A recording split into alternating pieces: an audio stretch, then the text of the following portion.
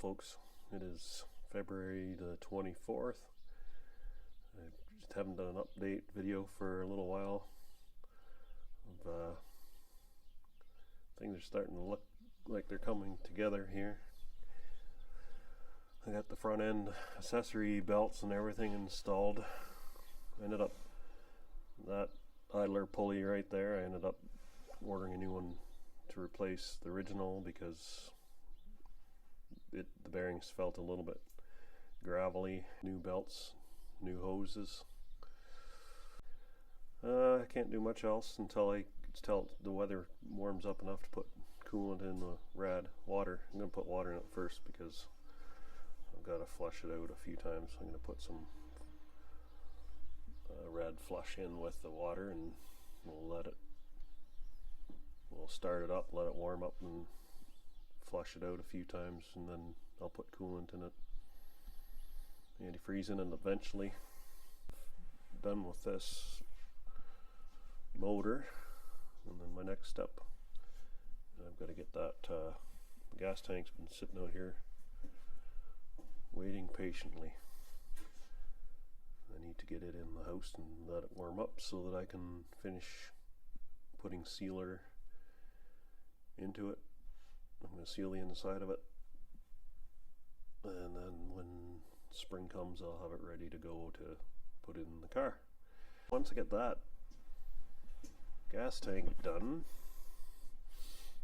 then I think I'm going to be able to start it. So we're starting to see a little light at the end of the tunnel.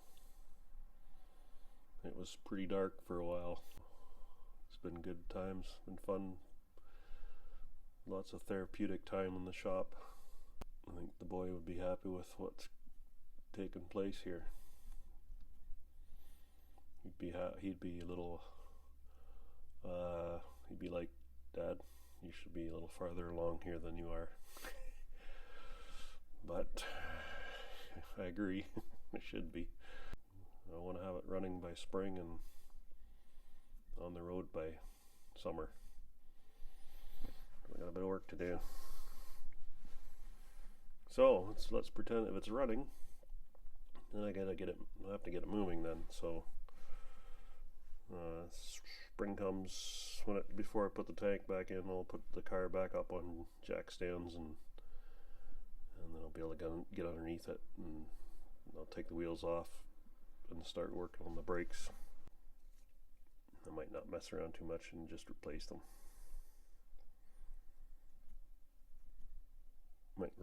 Might change the front calipers over to the next generation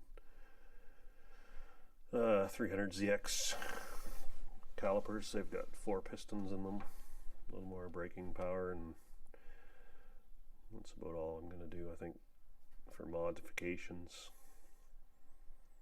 I'll keep everything else will be stock. Once the brakes are done, I have to get up on a hoist and have a look underneath to see what the brake lines and fuel lines look like, but from what little I've seen crawling under there, they look pretty good, so I think I'll be fine. Might replace the flexible ones that go from the caliper to the hard line on the frame, and I gotta take the front hubs apart and grease the bearings, and all the oils, transmission oil, brake line or brake fluid, clutch fluid, rear end oil. By the time I'm done here, it'll all be changed and full service grease. Put oil in the pan here shortly and oil filter back in place. I might use my oil primer once more before I disconnect it. Maybe I'll prime the engine again. The fuel pump's disconnected and everything, so maybe I'll put the battery in and I'll pull the spark plugs and crank the engine over with a starter and and hope that it builds its own oil pressure. I'll be watching the oil pressure gauge when I do that. And yeah, so there's enough to do yet, but I'm getting there. As you've seen from my previous videos on the gas tank, it came out pretty darn clean. I'm pretty happy with it, so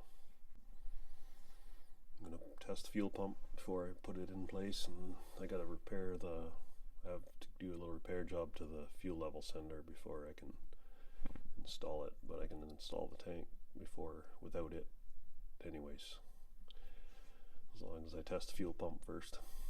Well, I should be okay. Well, what else? I think that's about it for now.